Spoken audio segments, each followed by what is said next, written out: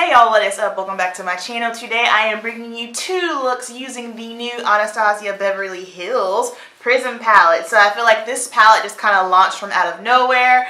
On Instagram, saw it, bam, new palette coming out next week. I was like, alright, cool, sold, I'm down, let me see it. So, of course, I feel like right now everyone's question is it like subculture? So here's what we're going to do. I have two different eye looks. This is one of the eye looks that I have here. This one is more of a matte tone, and then the other one is more shimmer tone. So I have two of these looks. Let's go ahead and get into those two tutorials, and then we will come back and I will share with you my thoughts on the Anastasia Beverly Hills Prism palette. Starting off with the first shade here, we're going to go in with Eden. So Eden reminds me of Roxy from Subculture. It really didn't pick up that well on my skin tone. I don't enjoy the shade Roxy in Subculture, and I could really care less about Eden. I think this is the one shade that I was kind of like, it's okay. It doesn't really do too much for me. Next up, going in with Saturn. Now Saturn is a whole nother ball game. Like, Saturn is the plug. I like this shade because it's great for the transition. You can deepen the crease. You can warm up the eye look. Saturn is one of those matte shades that I would put all over my lid, throw some eyeliner on, and then go. So I'm just taking a MAC 224 brush, and I'm going to blend that right on over top of Eden just to kind of deepen it up and give more dimension. Next up, going in with Parallel. Parallel to me is just your basic brown tone eyeshadow. I feel like a lot of brown tone shadows in the pan, especially the warm ones, they look warm in the pan, but then it's weird. I feel like when I put them on me, they look cooler than what they truly are, but all good. I'm just taking a pencil brush and I'm putting this in my crease. I don't want to take it too high, so a little bit more precision, and I was blending that out with the MAC 217. Next up, Throne. This shade is gorgeous. So this is like a deep emerald green, and I'm taking a synthetic brush. This brush is not wet. This is just the pigment that it gives off. So pretty, pressing that right into the middle. This was a really, really gorgeous shade. I wasn't expecting to like it as much as I do. I don't know, I just didn't expect it to have this much pigment. This is more pigment over glitter. I feel like a lot of eyeshadows, they have glitter in them. This one is definitely not the case. Speaking of which, Eternal, I was a little taken back by this one. I was expecting it to be more pigment versus glitter, and I don't even know that it's glitter. I think this one, for me, it seemed to be a little bit chunky, but it was still a pretty shade. And then the same thing here with Pyramid, using the MAC 247 brush again. The same thing. I don't know if maybe Eternal and Pyramid, they are pretty much the same texture. So I would advise maybe using a wet brush with those, or a glitter glue. Either way, they weren't horrible. I was just expecting, like I said, more pigment over the glitter. Moving on to Unity. So Unity in the pan, it looks like, oh crap, Ash City, but it's not. Let me blend it out. Hold on. Blend it out. And this is a really, really good brow bone highlight shade. I loved it. Next up, we're going to go in with Lucid for the inner tear duct. You guys know I love a good inner tear duct pop. That's my thing. When I first put it on, I didn't see anything, and then I had to go in one more time. It looks white in the pan, but it's got a little bit more of like a gold shift to it. And then this Obsidian, I'm using this as eyeliner. I don't have any kohl liner or pencil liner, just this. This shadow is black. It's a really, really good black shadow. And that is going to complete the shimmer tone look. Now let's go ahead and get into the next one.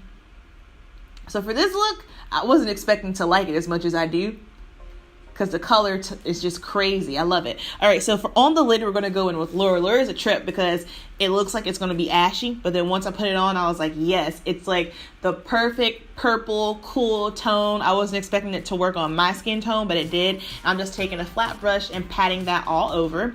Now the shade you've all probably been waiting for, Spirit. This neon yellow pastel tone, y'all, I like it.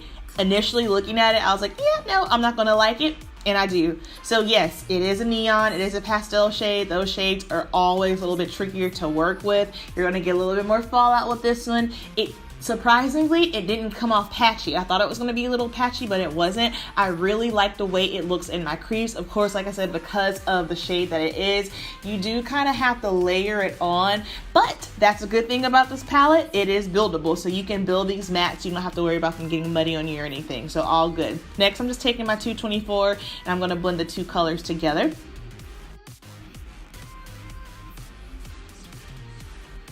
Next, we're going to hop back onto Unity again. I'm going to do the same thing like I did in the first tutorial. I'm going to go ahead and pop this right on in the brow bone for the brow bone highlight.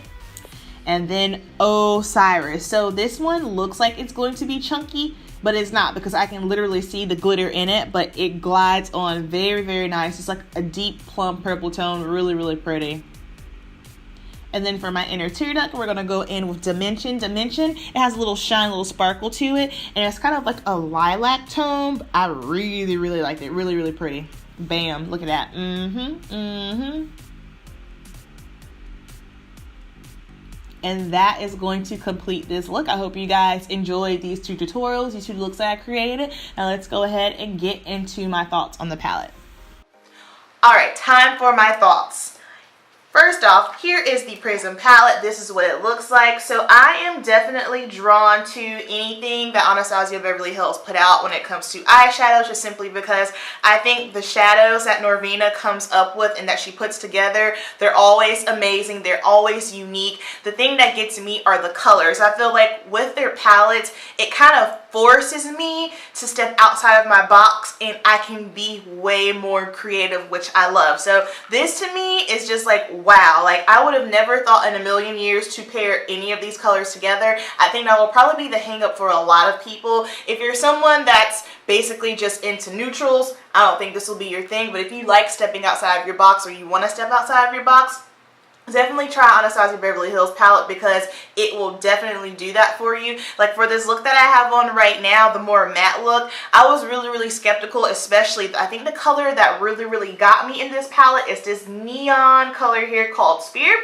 The reason why that got me was because anytime you see any kind of neon pastel shades, they just don't kick up that well. They're patchy, they don't blend right, but I was actually surprised that I was able to use it and that I like this look. So as far as I'm concerned, I like this palette a lot. This is great for holiday. Like I said, if you want to be a little bit creative. I feel like their palettes are really, really cool because they bridge the gap between the makeup artistry, editorial, and consumer, and they kind of like merge them together, which I think is really, really cool. I know there are some eyeshadow palettes out there that I feel like, okay, that is simply for a makeup artist. That's an artistry palette. And then I feel like there are some palettes out there that are a little bit more consumer friendly. I feel like Anastasia Beverly Hills does a great job just really merging those two together. So the question you want to know, does Prism work like Subculture? Prism is not like Subculture.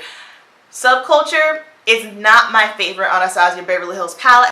However, I do reach for it. I do play with it because I spent my money on it. And if I have time and I want to, just try to work with the colors, you can do so. This is not a consumer-friendly palette. I don't think this is the easiest palette to work with, as far as if you are a beginner, a novice, whatever the case may be. This is not an easy palette. However, this is like, as far as I'm concerned, I have the Makeup by Mario palette, I have the Modern Renaissance palette, I have Self-Made palette. So I got a good idea on how the palettes work. This is very, very reminiscent to the other palettes. The mattes in here are blendable. The mattes in here, you can build them up way easier than Subculture. I feel like with Subculture palette, when you start trying to blend them and pile them on each other, it just gets murky and it's a big mess. This one does have some kick up. I don't care about kick out and fallout. Honestly, I think the Modern Renaissance actually has more of a kick up than this one. I didn't notice that. I will say these mattes in here are 1,000 times better than the Subculture. Now let's get into the shimmer shades. Okay, so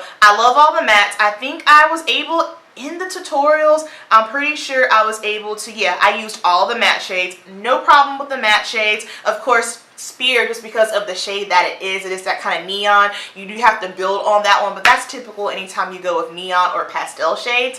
Now jumping into the more shimmery shades, I did notice that, was it Pyramid?